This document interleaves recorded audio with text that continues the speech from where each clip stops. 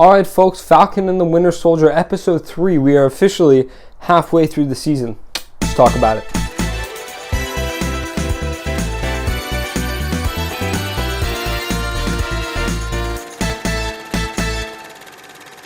I'll just say, everyone I think was, but especially me. I was very hyped for Zemo's return after the last episode. That was quite the cliffhanger. And you know, I think he's definitely one of the best villains within the MCU, and I think the more we get of him, the better. And it sounds like from episode 3 on, he's a mainstay in the series. I mentioned the GRC last review because I thought it was a pretty cool concept, and I'm glad, that was introduced, and I think there's a lot to do there, and I'm glad that it got a little spotlight in the beginning. Cool montage going from the nice ad, pretty funny, to their real purpose, which is sort of aggressive, you know. And then U.S. Agent very clearly in this episode, you know, quite a shift. Last episode he was very sympathetic, I'd say, for most of it. And then this episode, not really at all.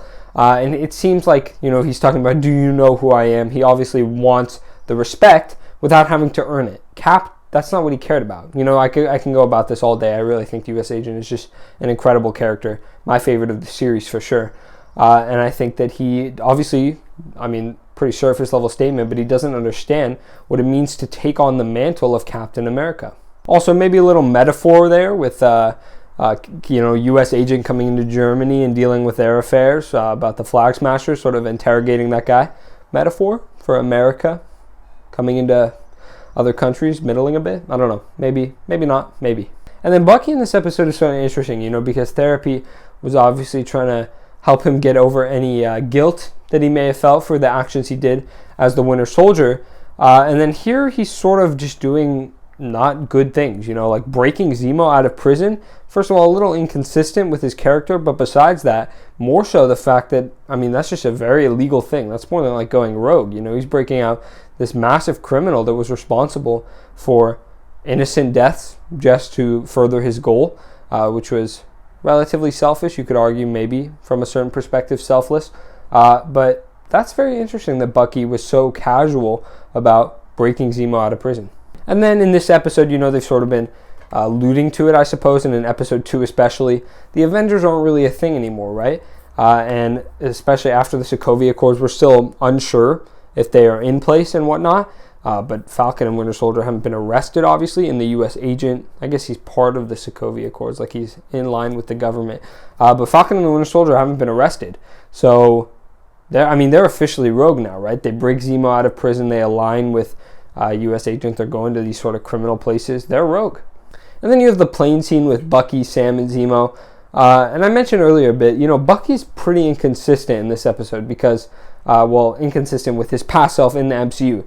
Because his arc from Civil War onward, really, has been about the guilt that he feels over being used. And Zemo was one of the, you know, obviously not the only Hydra before him, but really the primary, at least in this franchise.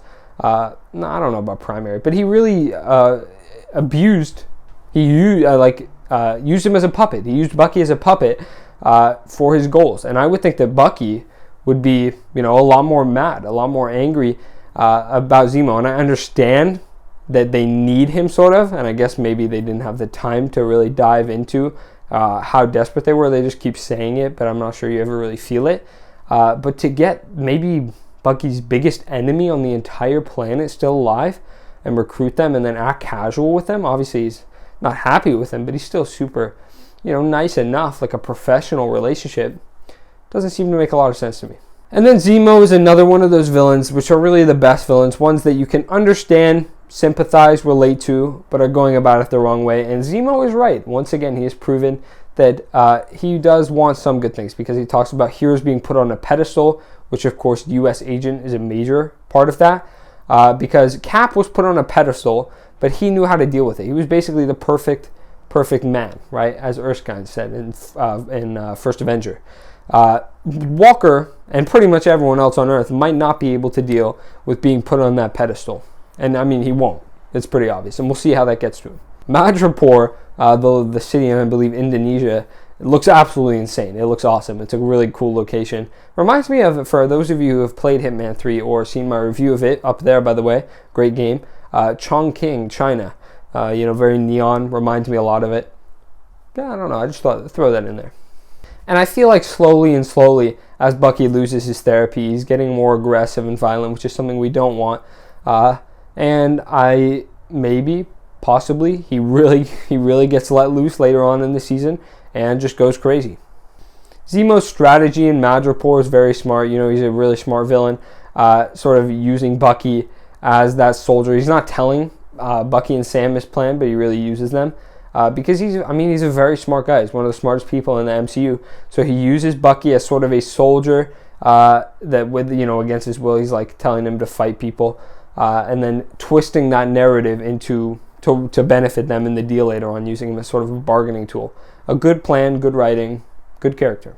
Apparently, the John Wick writer, Derek Kolstad is his name, wrote this episode, and that's pretty obvious in the fact that the whole assassin plot line. I wonder if it was just sort of as a reference to the John Wick franchise and the fact that he wrote it, or he just is good at writing those sort of plot lines. And then in this episode, we get Agent 13, who I love as a character, pretty underused so far, and she's badass. We saw her kick all those guys' asses. And her character is very interesting here. She's on her own.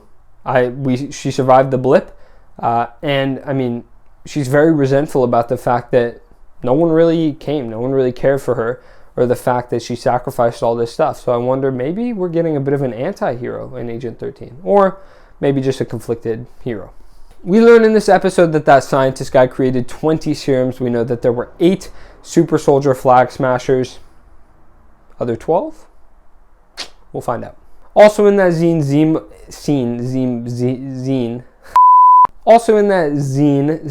kills the scientist guy, and I don't think he would know that the destruction of the little base would come from that. So it sounds like he was trying to stop him from saying something. What is he trying to hide? We'll see. Zemo really used to be one of the most interesting things about his character was that he really did not fight the Avengers. He was all brains and no brawn, right? And so in this episode, he's obviously much more capable. He knows how to fight, or he was probably always like that. It's not like he learned that in prison, and he just didn't really use that side of him. I'm not sure how I feel about that. I like the fact that Zemo was really just this mastermind that was pretty weak. He wouldn't be able to beat in a fight. That was the perception I had of him. He would be able to beat in a fight very easily by literally anyone, by a normal guy. And that was the perception I had of him. I thought that was an interesting character. I'm not saying that there can't be interesting things done here. I'm just saying I'm not sure I like it as much. We'll see what they do. Side note, he's got a really cool outfit. And then, at the end of all that sort of scene, And then, at the end of that little dock scene, Agent 13 kind of just goes. And from the trailer, this was really everything I saw of her in the trailer really seemed to be done in this episode. So I'm wondering if that's maybe the last appearance we get of her in this episode, sort of framed that way. She doesn't go with them or anything like that. I'm sad to see her go, but interested to see what they will do with her in the future, because they're obviously setting up something there. Wondering who she got in the car with. Sort of a little bit of a red herring there. They didn't have to show that, but of course they did. So if she does show up later down the line, maybe just for the finale, we'll see. We'll see what they do. And then I questioned last episode as well who was chasing the Flag Smashers. They sort of have to rush away on the airplane, and I guess now we know it's the Power Broker, who I assume we will get to see eventually, and that will be an interesting reveal. And then, the Flag Smashers we learn a little bit more about them, and the main character too, I forgot her name, begins with a Carly something. And then, so they've officially crossed. I mentioned, how interesting motive, still evil, and they've officially crossed into that evil territory in this episode where they blow up a building full of people, obviously uncalled for no matter what. So, Flag Smashers are evil. They could use a little more nuance, I feel like. I'm sure there's still 3 episodes left, obviously, so we'll see what they do with them. And they're getting closer and closer to the mystery of the serums, closer and closer to the Flag Smashers themselves, closer and closer to the end. And then you end the episode with another awesome cliffhanger. Obviously not as cool as seeing Zemo return in episode 2, but again, that's like the highest bar imaginable. So this episode, you see Wakanda is getting involved. Love to see it. And they want Zemo, expectedly. They would, because he killed their leader. So interesting to see. I wonder if we'll get an Okoye, Nakia, maybe not. Maybe Okoye is probably most likely, or maybe just none of them, cameo. But, Wakanda, cool. folks, Zemo will inevitably turn on the group, either after they complete the goal of sort of the Flagsmashers figuring out why they have the serum, all that, or just before, because he doesn't like serum, he doesn't like super soldiers, and he obviously doesn't like Falcon or Sam for that same reason either. So he will turn on them. That will happen. I wonder if he'll be the main villain of the show as we get towards the end. If he will survive the show, maybe, possibly. But he's a great villain. I love to see him. I love to see what they will do with him. Let's see. So, folks, in conclusion, this was another great episode with a little bit less action than usual, but I think it still did everything fine, did everything perfectly, and significantly less U.S. Agent, which makes me sad. But Zemo made up for it. Again, one of the greatest characters, and especially villains in the MCU. So, great episode. Really great episode. I mentioned in the beginning that we are now halfway done with the season, and if the other 3 episodes are exactly like either this one or especially the last one, I love the last one, then we are in for a treat. One of the greatest MCU projects by far, because both episodes have been incredible. Episode 1, I was a little mad on. These 2 have been astoundingly good. Alright, folks, so that's my review and recap of Falcon and the Winter Soldier Episode 3. I love this show. Maybe you do too. Let me know down below. Every episode has really been a lot more conflicted, I feel like, a lot more conflicting opinions, or at least what I've seen, than a usual MCU project. So if you do have a conflicting opinion, let me know. If you have a similar opinion, let me know. Let me know your favorite moment of the episode. I'm curious to see that, folks. I've been EPC Reviews. You've been amazing. I'll be back here next week for Falcon and the Winter Soldier Episode 4. There are a ton of other videos on my channel. Check them all out, folks. I'll see you in the next video.